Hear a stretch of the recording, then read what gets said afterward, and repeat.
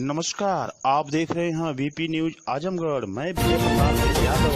Channel को subscribe करें, सबसे पहले मेरी खबर आपको मिले।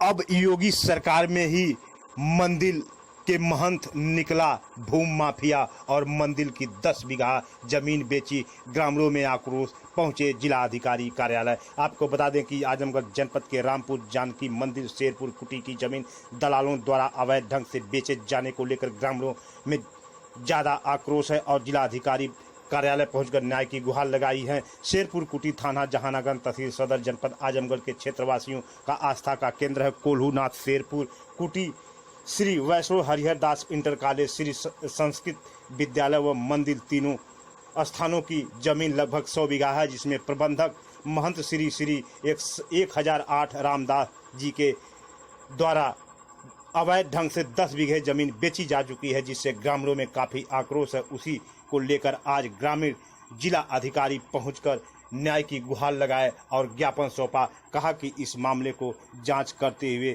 जमीन को बचाया जाए। जमीन जो महंत मंदिर का है उसी के द्वारा बेची जा रही है। योगी सरकार में अब मंदिर के महंत ही भूमि माफिया निकल रहे हैं और जमीन को अवैध रूप से बेच रहे हैं, जिससे ग्रामीणों में काफ़ी आक्रोश है। अब महंत द्वारा ग्रामीणों को बार बार धमकियां दी जाती है। विरोध करने पर महंत द्वारा यह कहा जाता है कि अगर तुम लोग ज़्यादा चालाकी करोगे तो हमसे बुरा कोई नहीं होगा। आइए हम देखते हैं क्या कुछ करते हैं। क्या नाम है आपका? गणेश कुमार जायसवाल, कहाँ से आए हुए हैं? ग्राम पोस्ट शेरपुर कुटी। आपके साथ कई लोग आए हैं, क्या मामला है?